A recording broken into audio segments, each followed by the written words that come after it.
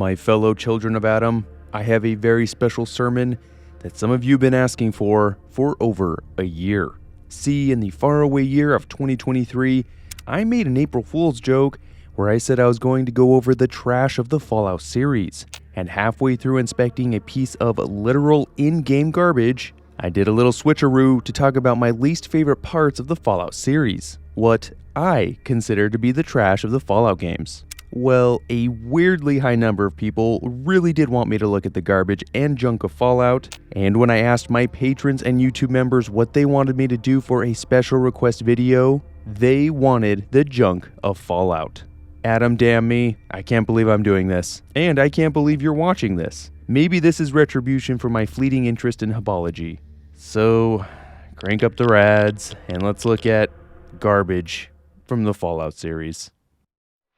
I started my April Fool's video off with an old and nasty burger box, so that's where we're starting this video. Are you guys happy now? For those of you without eyeballs, this is a Nuka-Cola branded burger box that was added with the Nuka World DLC. They are only found in Nuka World in trash cans and laying on tables, with dozens found between all the parks.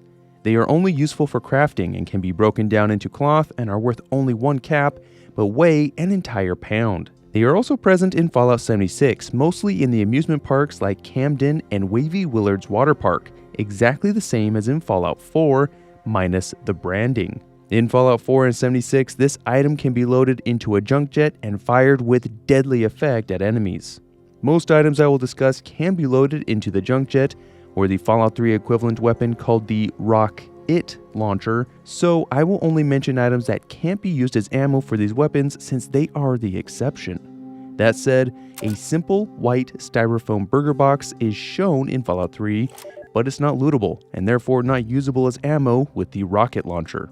Let's keep going down this riveting list of food-related garbage.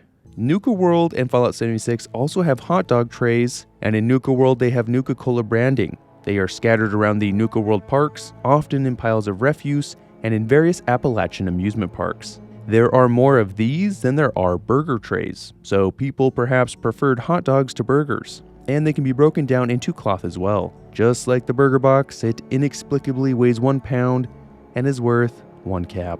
This is gonna be a long video. If you found the hot dog tray fascinating, you will be ecstatic to hear about the pizza trays. The triangle-shaped single-slice trays were introduced in Nuka World, and this time they don't have a Nuka-Cola logo. The total numbers of the pizza trays are greater than hamburgers, but fewer than hot dogs. Just like the others, it's exactly the same as in Fallout 76 where it is found in the amusement parks, fairgrounds, the dirt track, etc. This is yet again worth 1 cap and weighs a full pound, and can be scrapped for cloth. A non-Nuka-Cola related item is the popcorn bucket, which is striped red and white and only found in Fallout 3 in New Vegas. Fascinating. It cannot be put into the player's inventory, so it cannot be used as a rocket launcher. The most real item in this whole list is the empty hypodermic needle, which is a miscellaneous item that can be found in several places, like modern-day cities, as well as Fallout 2, where it first shows up. The highest concentration of this item is in that little dweeb Myron's desk at the stables, on the 3rd level in Vault 8, and in the Sharks Club in New Reno. By itself, it's not useful for anything, and has barely any value at 2 caps, but it can be turned into a stim pack with the help of Myron. There ain't no way I would trust turning some random empty syringe I found in a casino enough to turn into a stim pack. Giving Myron an empty syringe, Brock flower, and a Xander root, he will create a stim pack, and if you instead want a super stim pack, having an additional mute fruit and Nuka-Cola is all that is needed. Knowing that a super stim pack is basically just a normal stim pack with a Nuka-Cola makes just so much sense now that I think about it. Washington, D.C. couldn't be left out of the empty syringe craze, so we get a different looking one in Fallout 3. They are most often found in areas with medical supplies and equipment in places like the Vault 101 Clinic and Fort Independence. An interesting note, Fort Independence has 2 syringes that are larger than any other in the game and look very similar to Med-X.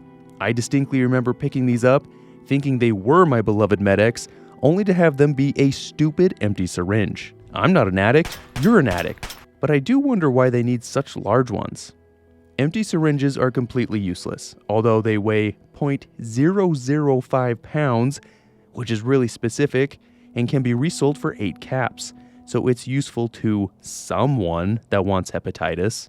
In New Vegas, it has a use just like the hypodermic needle in Fallout 2, where it can be used to create a stim pack.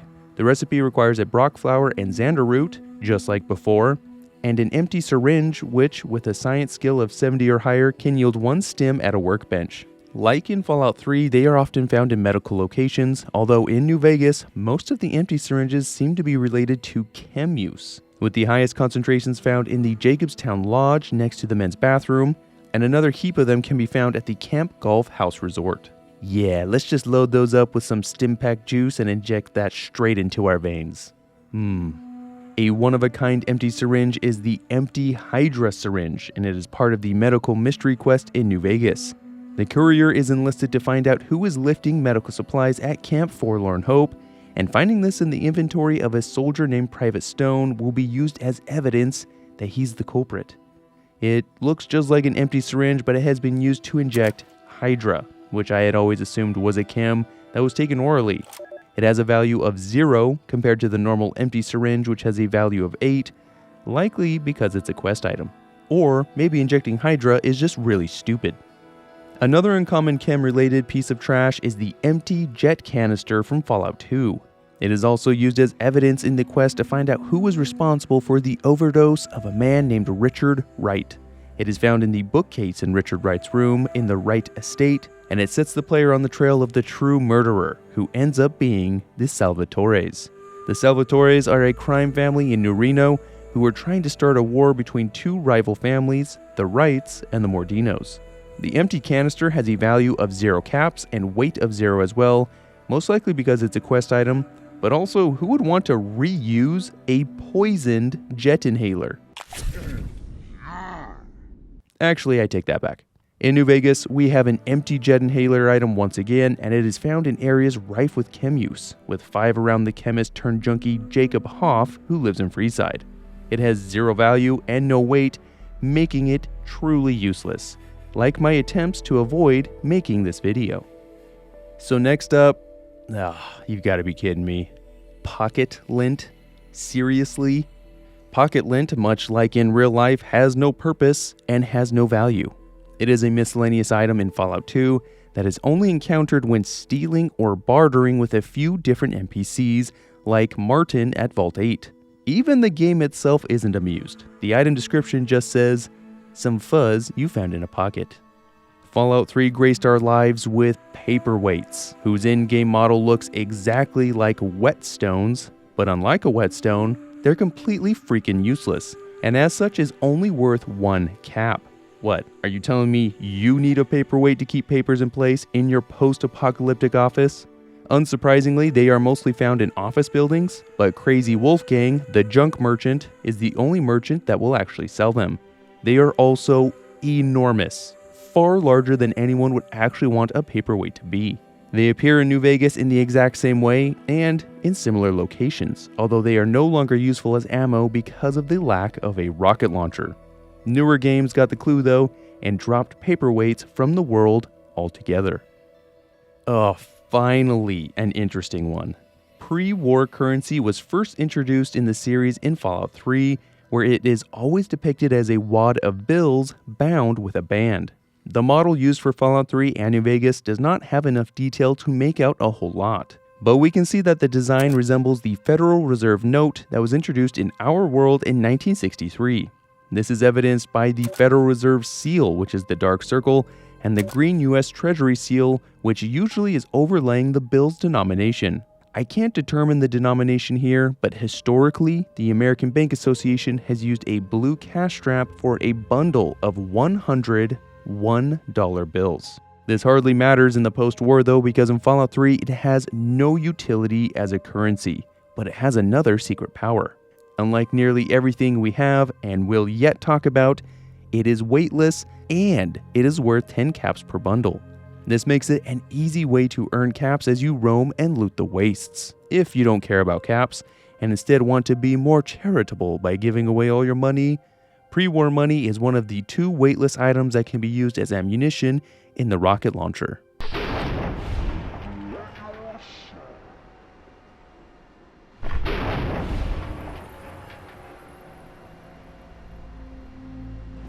Don't say I never gave you nothing.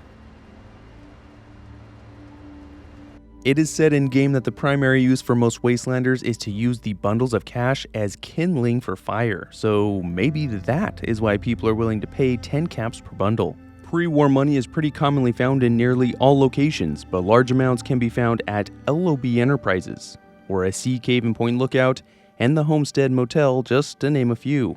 In Fallout New Vegas, the pre-war money looks the same. It is still weightless and it is still worth 10 caps, just like in Fallout 3. Since there is no rocket launcher, it can't be used as ammo, but it can be very useful in one specific area. In the Dead Money DLC, the Sierra Madre Casino will accept pre-war money as legal tender, and therefore Sierra Madre chips can be traded one chip for one stack of money.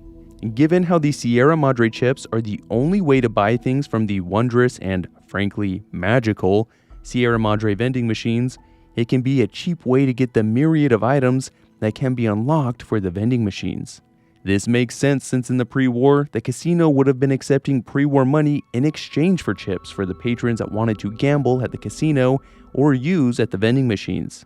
Pre-war money is found all over, but the most can be found at the RepCon headquarters where 200 bundles can be found, and many can be found throughout the Lucky 38 as well, just to name a couple places.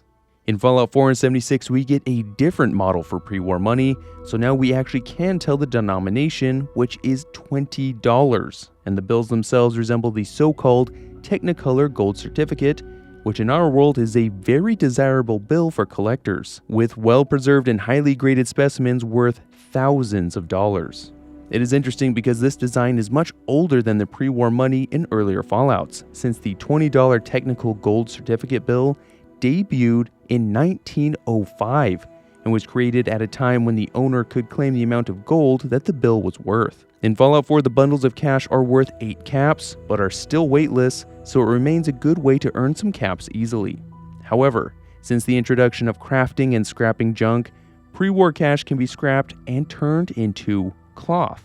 Depending on exactly what material the bills are made of, this isn't that implausible, since the modern US so-called paper money is actually made out of 75% cotton and 25% linen, which itself is a fabric made out of flax. There is a duffel bag near a bank that was in the process of being robbed when the bombs fell that contains 100 pieces of pre-war money, and another 100 can be found in a safe at Slocum's Joe Corporate HQ. The most that can be obtained though is in Far Harbor during the quest Brain Dead, where the sole survivor is asked to solve a mystery involving a murder at Vault 118.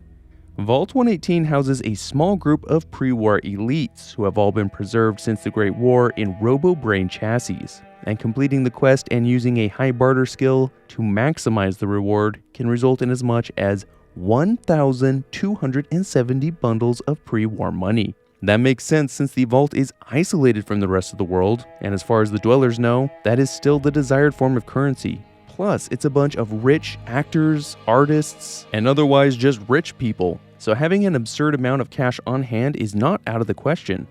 Once again, the in-game use of pre-war dollars as anything but cloth for crafting or something to trade for caps is very limited. However, pre-war dollars can be used in Nuka World to buy tokens at the Nukacade, which is the only way to play the games inside. Or it can be used to buy a ticket to visit the Grand Chester Mystery Mansion, which is a spooky historical attraction just outside of the park. Neither of these are entirely necessary, but it is great to see that some of the pre-war systems that are still online do require pre-war money. In Fallout 76, pre-war money looks the same as in Fallout 4, but it's missing its two biggest selling points. It is no longer weightless, coming in at 0.2 pounds per bundle, and it also has no cap value. Oh crap, guys, Todd is on to us! I find it interesting that with Fallout 76 being the earliest game in the timeline, there is no other way to use the pre-war money except for in crafting or as ammo for the junk jet. One would think it was more plausible that pre-war systems meant to accept US dollars would be online only 20-ish years after the Great War, and so currency would be more useful in Fallout 76, as opposed to close to 200 plus years for the rest of the games. And we're back to literal garbage. Democracy was a mistake. Empty bottles of various kinds are one of the most common junk items in the later Fallouts, starting with Fallout 3. They can be anything from empty Nuka-Cola bottles to empty whiskey bottles, vodka bottles, etc. Basically, if there is a consumable in a bottle, there is usually an empty form of it littering the wasteland somewhere. All of the bottles in Fallout 3 and New Vegas, with few exceptions, weigh the same at 1 pound and only have a value of 1 cap. So empty bottles are not really worth lugging around in most of the games. The one thing all bottle types have in common is that they can be used as rocket launcher ammo, and amazingly, they never break on impact, meaning that the Fallout universe has secretly created the most robust and incredible kind of glass ever. Now, there are a few interesting notes about bottles in Fallout 3. There are empty Nuka-Cola bottles and so-called empty soda bottles. But the funny thing is that the empty soda bottles look exactly like the empty Nuka-Cola bottles, with a Nuka-Cola label and everything. What?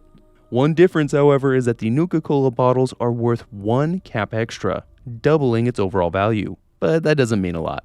When the player consumes a Nuka-Cola in the game, the bottle disappears from the inventory, and the player keeps the cap, which only means one thing. The Lone Wanderer is an atom-damned litterer. We really should be losing some karma every time we drink a Nuka-Cola if we are leaving empty Nuka-Cola bottles just everywhere. Here are some highlights from the other bottles that can be found. The single location with the most empty whiskey bottles is Dukov's Place, which has a liver-crippling 183 whiskey bottles, nearly double the area with the next highest, which is the Satcom Array. At the Satcom Array, though, there are unique tiny versions of many bottles that are used as chess pieces that are found on a chessboard. Who said raiders can't be cultured? So-called large whiskey bottles, which are just Scotch bottles, are another type of bottle that weighs 2 pounds and is worth 5 caps, with the most being found at Tenpenny Tower. Why do they get all the large bottles? Is it not enough to have the tallest inhabited building too? Milk bottles can be found completely empty, or with what looks like milk or something that used to be milk inside, but it can never be consumed. It is like most bottles, weighs a pound, worth a cap, and the single place with the most bottles is the Super Duper Mart near Megaton. In New Vegas, empty Nuka-Cola bottles are exactly the same, except now they can be filled with purified water with the Old World Blues DLC. The sink, that is the washing basin and faucet that is inside of the sink, which is the living quarters that the courier can use in the DLC, why does it have to be so confusing? Can provide purified water and fill up any kind of bottle to make 1 purified water bottle.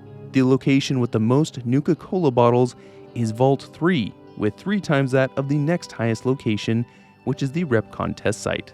The empty soda bottles, weirdly enough, can be used to make home-brewed Nuka-Cola, but the Nuka-Cola bottles cannot. Okay?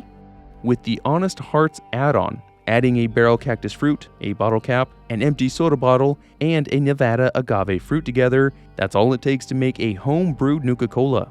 But there's just no way that should taste the same. Like every time that one uncle said that they were making root beer and just dumped a bunch of extract in some sugar water and dry ice, it's just not the same.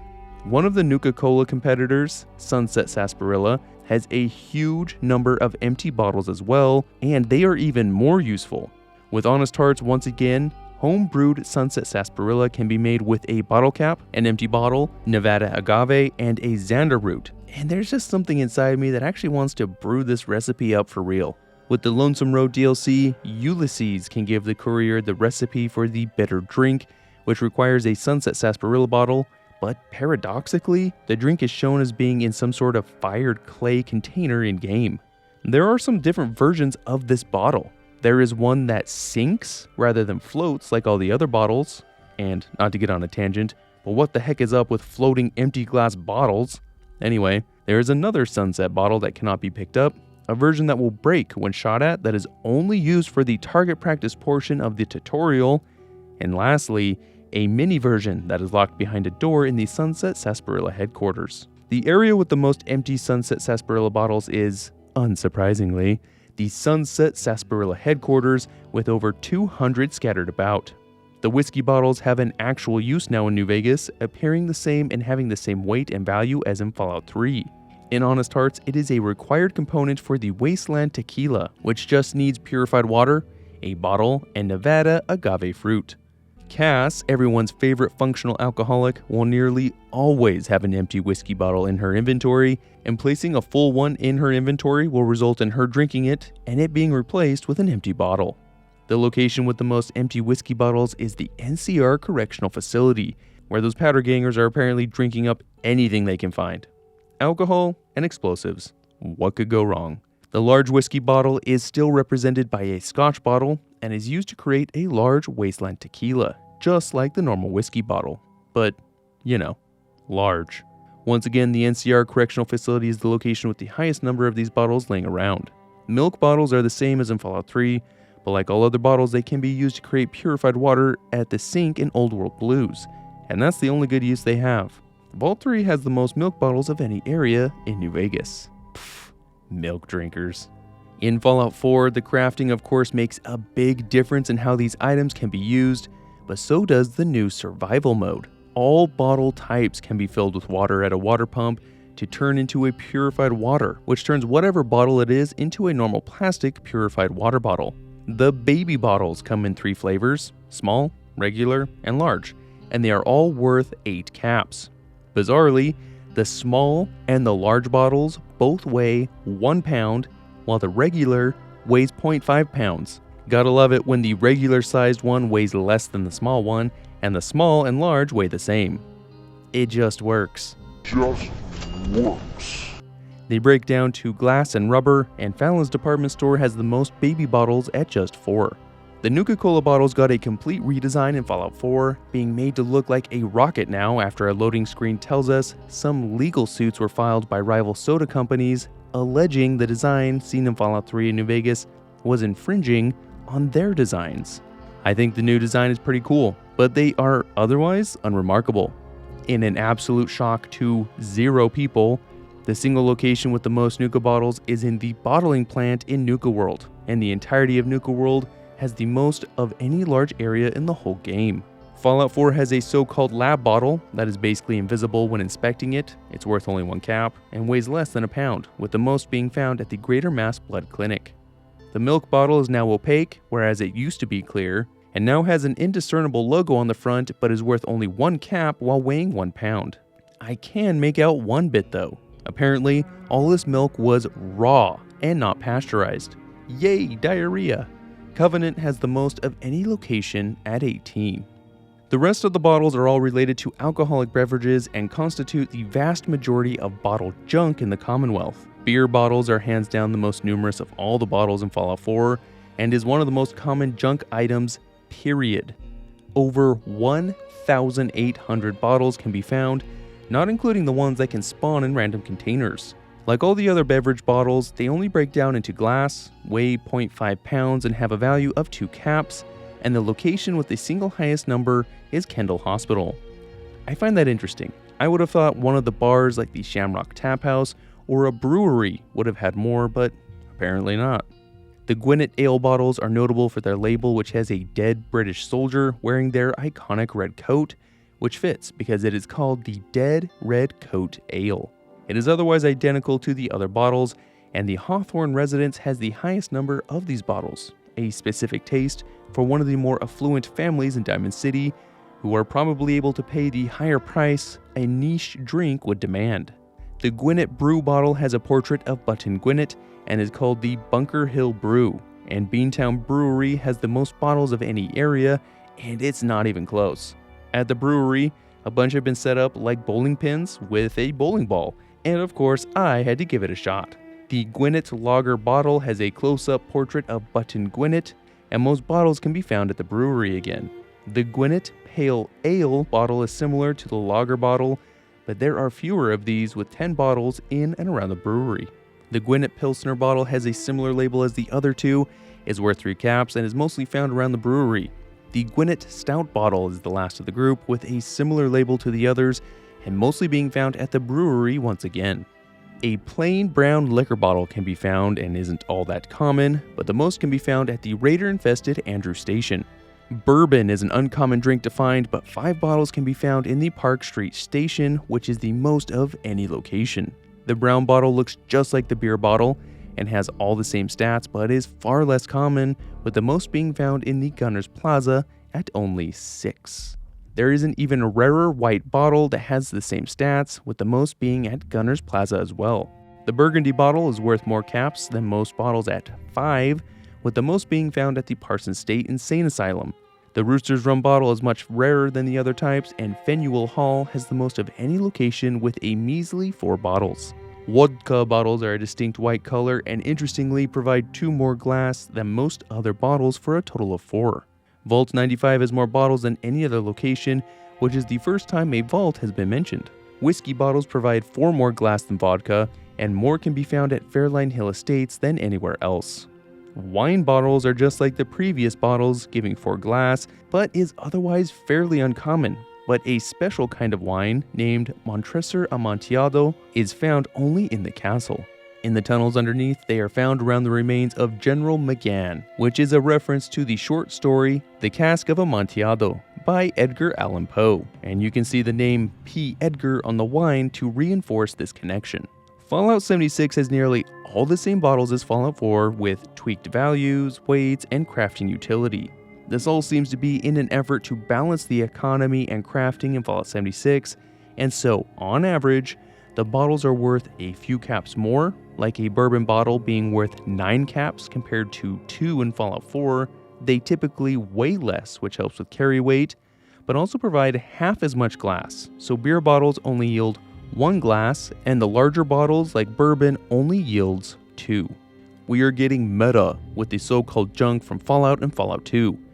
Junk is a quest item and is represented by a pile of junk items, and I can make out pipes, a hose clamp, and that's about it.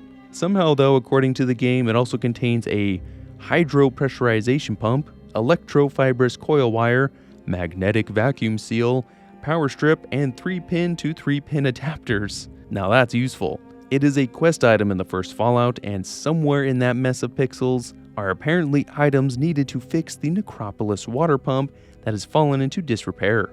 The junk pile also has the parts to fix the hydroponic farms in Adytum that have also stopped working. It is a really convenient pile of parts that can only be found in a few places in Fallout 1, namely Jacob's shop in the hub, in the Necropolis sewers guarded by mole rats, and in the inventory of a merchant found dead in the Deathclaw lair in the Boneyard. Fallout 2 has far more locations where junk can be found, but the junk is not useful for anything else and is only worth about 40 caps and weighing a hefty 12 pounds, so it is hardly worth lugging around. Oh boy, have I got some things to say about this one. The metal pole is a random object that can only be found just outside of the destroyed and caved-in Mariposa military base that was destroyed in the first Fallout game and then redestroyed by the Enclave in Fallout 2. The Chosen One has to find a way to get into the destroyed entrance. It is filled with rock and rubble, so it makes sense that maybe you just need to get some explosives and blow a hole through the rubble. Nope, that's not how you get in. You have to use the minecart that is sitting on some tracks that used to run into the entrance of the base. Go find a random freaking bar that is only visible because Fallout 2 will highlight objects that can be picked up. Attach the pole to the front of the minecart, and then attach the explosives to the front of the pole. Only then are you able to push the cart toward the rubble entrance, and for whatever atom-forsaken reason, the explosive can actually blow the rubble away, even though we don't even arm the dynamite when we attach it. How the f does pushing a cart with a metal pole tipped with unprimed explosives blow a hole in the rubble while placing any number of explosives in, on, and around the rubble manually doesn't do anything? This was definitely a time when I had to Google how to do something while playing Fallout 2 for the first time, and it had me really wondering what the developers were thinking. As for the metal pole, it gets blown up apparently, and if you decide you don't want to go into the military base, you can carry a 10-pound metal pole that is only worth 5 caps. It's a long metal pole. What did you expect? Those weren't my words, by the way. That was the word-for-word in-game description of the metal pole. How much more junk can these games possibly have? The tin can first graced our screens in Fallout 3, where they are the single most common junk item in the entire game, with thousands of them littering the capital wasteland. Weighing 1 pound and having a value of 1 cap, they are only really useful as rocket launcher ammo, and potentially as part of the crafting process for nuka grenades. Tin cans and the oh-so-incredible bent tin can are the same, except you can't make nuka grenades out of bent tin cans. Metro Central has the most tin cans of both varieties at over 250, but they are common anywhere food was sold or consumed, as well as in settlements and dwellings. New Vegas treats tin cans much as Fallout 3, but they have a lot more uses. Tin cans, not the bent variety, can be used to create powder charges, nuka and tin grenades, a Sierra Madre martini, and with a perk called junk rounds, tin cans can be a potential item for creating junk rounds. The Aerotech Office Park, which is functioning as a refugee camp, has the most cans of any location. In Fallout 4, the tin cans get lighter at 0.1 pounds, and yet again are very common junk items in the world, although there is no place with as many as we saw in Fallout 3 and New Vegas. Faneuil Hall has the most if we count the newly introduced tin can chime alarm, where 9 tin cans are strung up in doorways. There is also, of course, the normal can, which looks just like the tin can, but it's not missing the lid. But given how many holes and rust there is, don't eat whatever was in that. There is a new interesting type though, unrusted tin cans that look great. They are still shiny like the day they were made, and as such are much less common. They are mostly found in places that are in good condition over 200 years after the Great War, like Vault 81 and the Cabot House, which has more than any other location. The thing I find most interesting is that a normal tin can that is all rusted will produce 2 steel when scrapped, while an unrusted tin can will produce 1 steel and 1 aluminum. Where does that aluminum go when it rusts? And where does the extra steel come from? Your guess is as good as mine. In Fallout 76, cans are heavier at 0.5 pounds per can rather than 0.1. They're worth 4 caps instead of just 1, and are scrapped into different material. The unrusted tin can is still 1 aluminum and 1 steel, but rusted tin cans are now 2 steel and 1 lead, which doesn't make any more sense than in Fallout 4, but the extra lead is always welcome, I guess. Fallout 4 introduced aluminum cans, and thank Adam it did, because basically all high-end armors and weapons require a heap of aluminum to upgrade and maintain. Aluminum cans are easily discernible because they are still rather shiny when compared to tin cans and are found all over the place, with the most being found in the Mass Pike Tunnel. Worth a cap, weighing 0.1 pounds, they produce 2 aluminum. In Fallout 76, they are worth more caps, they're a bit heavier, and they can be scrapped for 1 aluminum and 1 lead. I have to wonder why lead is somehow making it into all these cans. Hey Appalachia, how do you like your lead poisoning? In the real world, tin cans are made out of steel or iron and plated with tin until the 1960s, when most tin cans were instead made out of aluminum. In the games, aluminum cans are much less common than just the normal tin can, so it seems this switch didn't happen in the Fallout universe. We get coffee tins in Fallout 4, all of them branded with the Slocum's Joe name and mascot, showing just how popular Slocum's was in the Boston area during the pre-war. On the back is an honestly pretty creepy face of a child, and one entirely too young to be the face of a coffee shop. There is a so-called clean coffee tin that does seem to be in better condition. A coffee tin is worth only 3 caps, the clean one is double that at 6, and they are both 1 pound and scrappable for 2 aluminum. Although tins can be found in many different locations, there aren't usually more than 1 or 2 in any given place. They're also found in Fallout 76, although the normal coffee tin is not Slocum Joe's branded anymore. Now it's a white tin with a red lid that just says coffee on the front, although the clean coffee tin is the same Slocum's Joe tin from Fallout 4. Interestingly, everything else about them is the same from Fallout 4, including the weight, cap value, and the 2 aluminum scrap value. Among the elite junk items, namely bottles and cans, that are numbered in thousands across the various wastelands, destroyed books are able to hang in there as one of the most common junk items that we can find. And now you're going to sit there and hear me talk about it because y'all made me do this, and misery loves company. Starting in Fallout 3, they come in a number of varieties. There are burned books, destroyed books, ruined books, scorched books in both small and large sizes. And I'm curious, what makes a book burned as opposed to scorched, or destroyed instead of ruined? Give me answers, Bethesda. Despite the fact that books are apparently no longer legible, they have a value of 1 cap and weigh 1 pound, even the small varieties. New Vegas has all the same unusable books, but the Old World Blues add-on finally gives them a use. They can be fed to the automated book chute in Old World Blues, and yes, fed is the most apt description since the book chute eagerly destroys any and all books it is provided, since it thinks books promote communism and subversive thought. It pulps the destroyed books and turns them into new blank books, which can be used to create skill books or magazines with the right perks. Fallout 4 similarly had burned books, but also burned comics, magazines, and textbooks. But only the books have 0 scrap value, and are even more useless since they can't be used as ammo in the junk jet. Weirdly enough, in Fallout 4, ruined books are weightless and burnt books are 1 pound. Where destroyed books are completely worthless, burned magazines and comics are actually worth 1 cap and completely weightless, and would be an easy way to get a few caps if they were just more common, which sadly they're not unless you're in a location like Hubris Comics.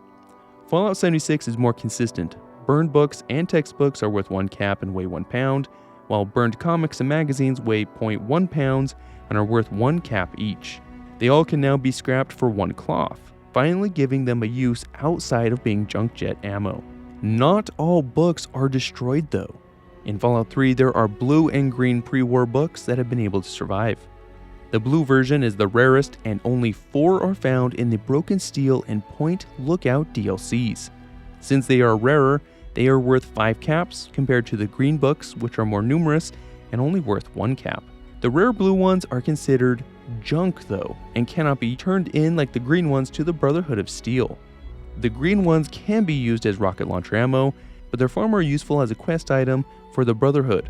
When you meet Scribe Yearling at the Arlington Library, she will offer 100 bottle caps for pre-war books, and the player will get 10 XP per book returned. Crazy Wolfgang the Merchant will sell the junk blue pre-war books, but like a lot of his merchandise, there isn't much point in buying them.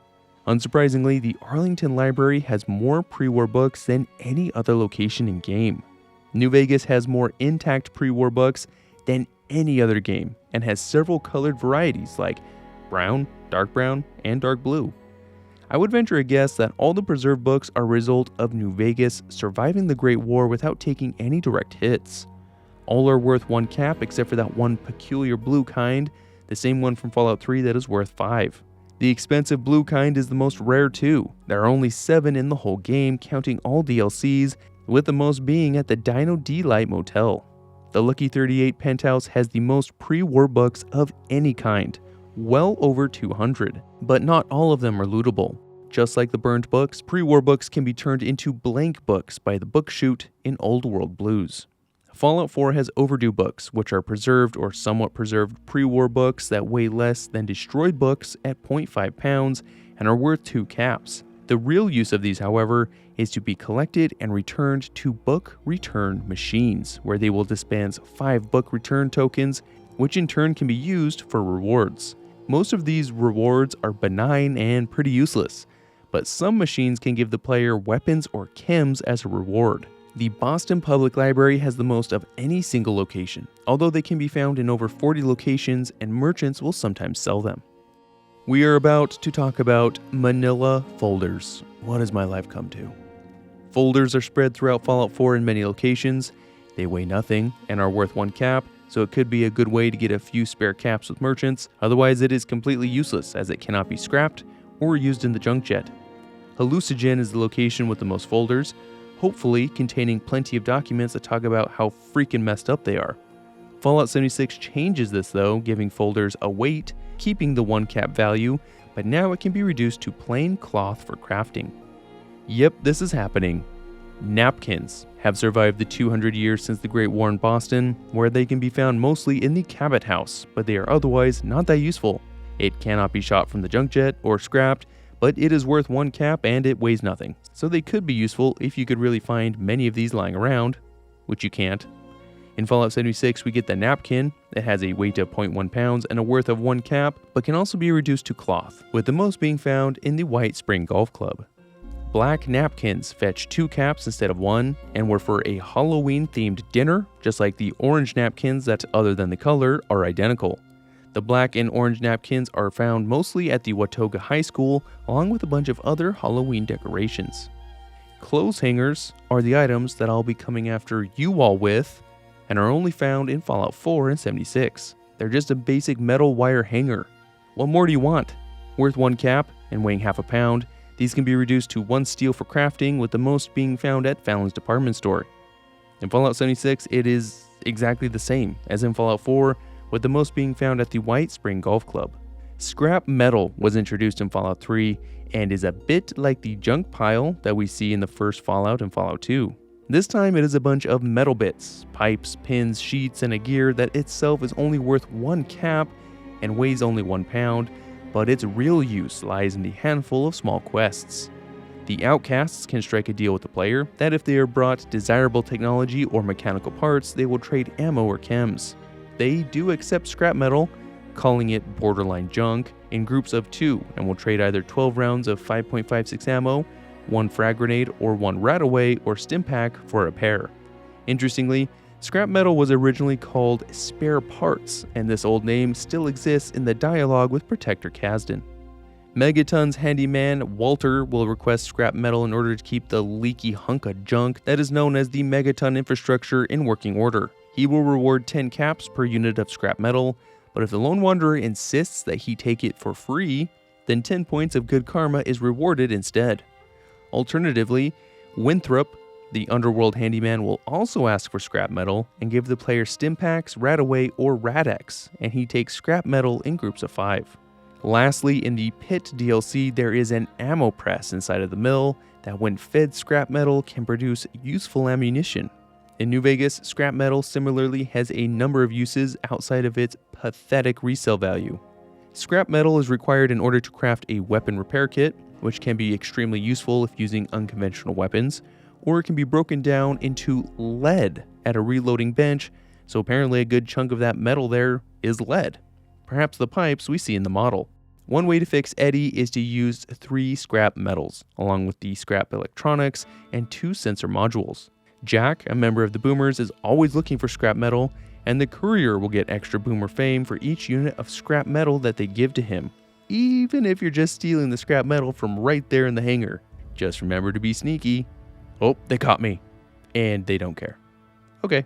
Finally, the quest that has the Courier helping the Camp McCarran mess hall has the option of fixing a food processor using 5 pieces of scrap metal and a bunch of other things. Seriously, I'm not going to say them all, it would take too long. Additionally, the Honest Hearts DLC gave us a way to create scrap metal with a repair skill of 25 or higher. You can use either a metal cooking pan, a metal cooking pot, and a normal pot, or you use a group that consists of a butter knife, a fork, a metal spoon, and a tin plate, which all together can make 1 scrap metal. Scrap metal isn't exactly rare though, and many piles can be found in many locations, with the RepCon test site being the most of any location. New Vegas is the only game with scrap electronics, which appears to have some vacuum tubes and a coil of wire with some green PCBs underneath. Although not as common as scrap metal, they can be found in several locations and even bought from merchants. It can be used to help repair Eddie and get him working again, but is also used to create a bunch of craftable items like time bombs, weapon repair kits, gas bombs, fat mines, and microfusion subclusters, which is an energy-based explosive. A white and red striped paper soda cup is another world object that can be found in Fallout 3 and New Vegas, although they are only set dressing and cannot be looted. Isn't your life so much better knowing this information? A Nuka-Cola branded cup was introduced in the Nuka World DLC and is a simple paper cup with a Nuka-Cola logo on the outside. As such, it is only found in Nuka World, with the most being found in the Kitty Kingdom part of the park. It weighs 1 pound, which is enormously heavy for a paper cup, has a value of 1 cap, and can be scrapped for 1 cloth. The variant with a straw and lid is less common, but can be scrapped for 1 cloth and 1 plastic, but is otherwise identical to the normal cup. The Nuka-Cola cup pack is a stack of 8 cups, and, this is my favorite part, still only weighs 1 pound, is still only worth 1 cap, and somehow gets scrapped for 1 cloth and 1 plastic, even though there are 8 cups and no straws or lids. Literally unplayable. All these soda cup variants exist in Fallout 76 as well, in much the same manner, weight-wise, value-wise, and scrap-wise.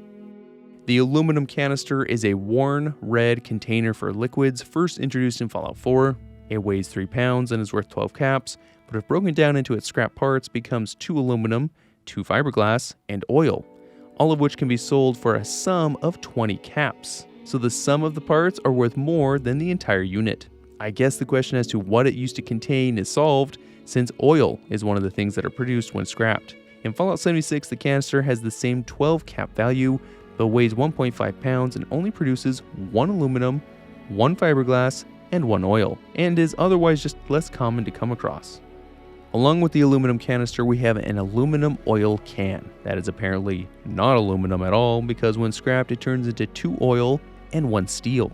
It is a very uncommon item. It is worth 0.5 pounds and worth 12 caps. The more common oil can is worth 15 caps, but weighs the same, and this one does scrap to aluminum and 4 oils, even though it has aluminum nowhere in the name and has very visible rust associated with iron or steel. The used oil can is yet another variant. It looks less rusted, so like less used, I don't know, but is worth only 2 caps rather than 12.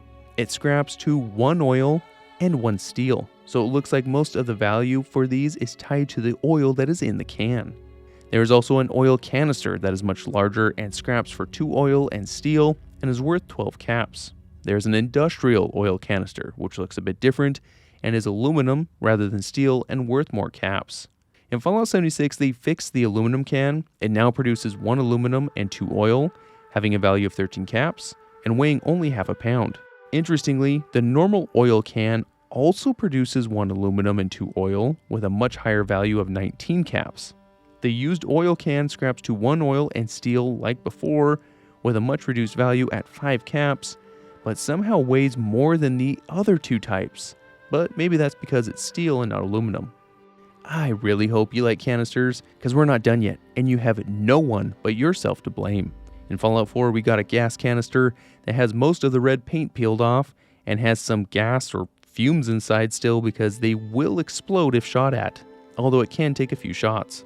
The canister is worth 10 caps and weighs 3 pounds and can scrap into 1 oil and 3 steel. If exploded, however, it cannot be picked up, scrapped, or even moved, and will even float in the air. In Fallout 76, it is worth only 7 caps, weighs the same, and yields 1 fewer steel. Since these canisters can explode, they are often used in and around traps and can easily damage limbs in the explosion. It is worth asking though, is the gas in these canisters from the pre-war? Gasoline breaks down fairly quickly, and any pre-war gasoline would have been long gone by now. However, considering the lack of oil and gas in the pre-war, it is possible these are filled with another oily, flammable substance that is more stable. Speaking of flammable, in Fallout 76 we get acetone canisters that look similar to what we have seen before, and interestingly the side of the container says Red Rocket High Grade Oil, so it appears to be a reused fuel canister that is now holding acetone. It is only worth 5 caps and is 0.8 pounds and breaks down into copper and steel, and that copper can be quite useful for crafting. It is not a very common item, but red rocket stations and rest stops are the best places to find these. Antifreeze bottles started littering the wasteland in Fallout 4. It is a simple red plastic container that holds, wouldn't you know it, antifreeze. It can be reduced to 2 acid and 2 plastic, but is also required as a complete unit to make several items.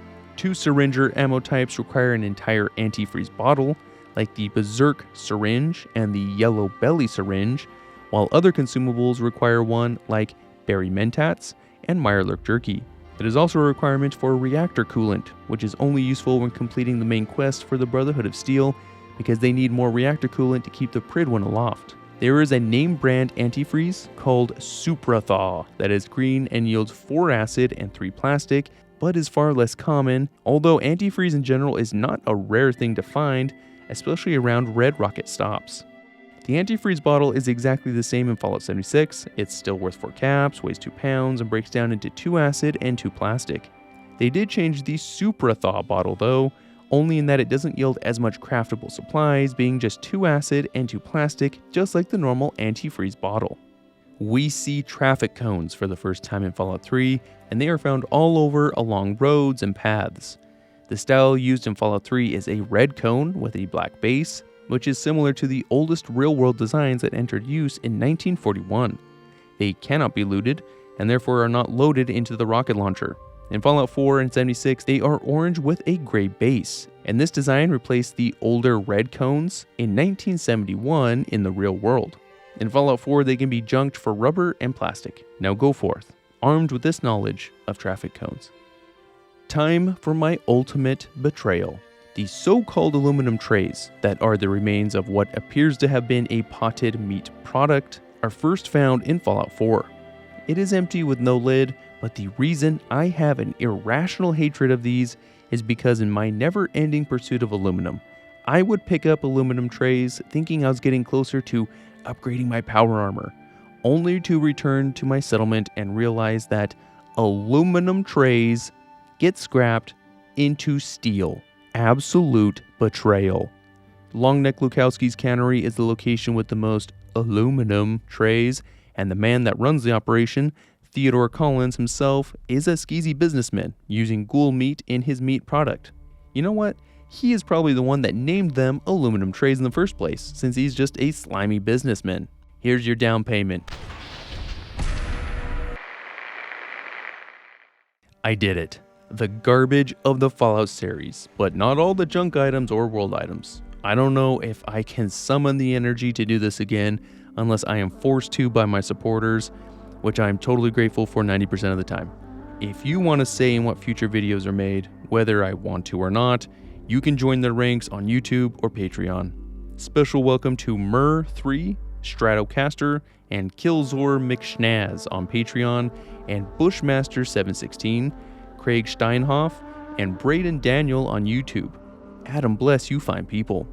As always, a huge thank you to my All for Adam tier, Acrid B, Arctic Snowpup, Gardner Minshew Simp, Tessa Storm, Dummy Double, Tapey Papey, The Alt Vault, Juan Vader, Good Ol' Welshire, and Braden Daniel.